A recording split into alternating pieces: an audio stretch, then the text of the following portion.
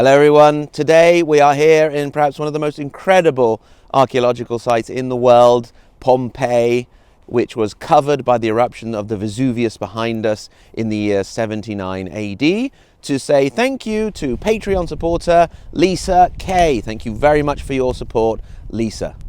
On the 24th of August 79 AD, the inhabitants still left in Pompeii would have one thing on their minds and in their conversations: the rumblings of Mount Vesuvius, just north of the city.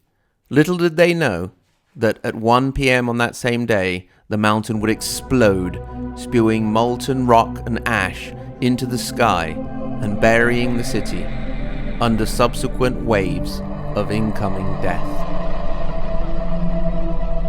It's not known how many were killed in Pompeii. However, this great sacrifice has left us with one of the most well-preserved examples of Roman life in the world, with the typical Roman roads, the Roman baths, and of course, one of the most representative of elements of Roman life, the amphitheatre.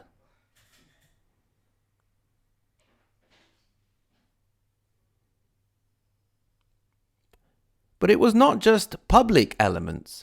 Pompeii has also preserved private buildings, such as this richly adorned bedroom. So let's take a look what a day in the life of an ancient Roman could have been like.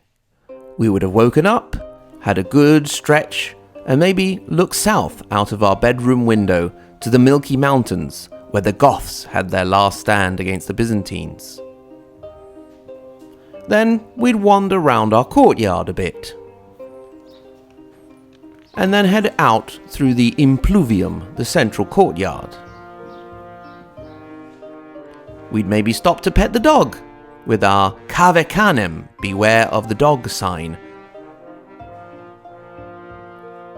If we were really lucky, we would have lived in the Villa dei Misteri, a large villa to the northwest of the city, where we could go and admire the amazing frescoes.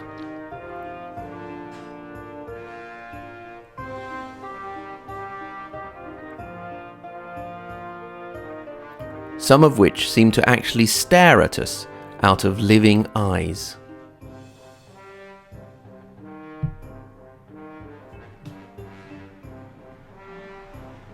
We would never want the gods to be angry, so it was temple time next. Here we see the temple of Venus, for example. And if we were a young nobleman, we would head off to do some work in the gym and learn to be a good warrior. If we were getting hungry and it was around lunchtime, we would stop into a fast food place, where these containers would keep the food warm for us.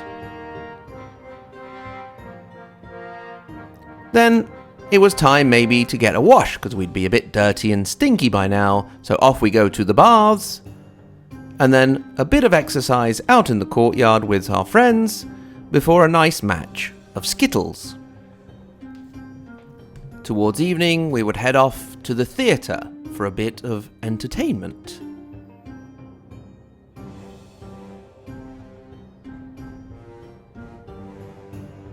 Or, if it was a day of celebration, maybe to the amphitheatre for some games, hoping that we would not be part of the show, of course.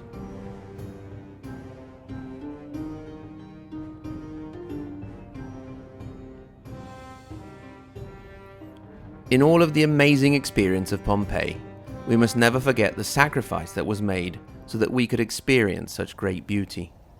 Here we see, for example, some of the last people to try and escape from the city in the Giardino dei Fuggiaschi, the Garden of the Escapees.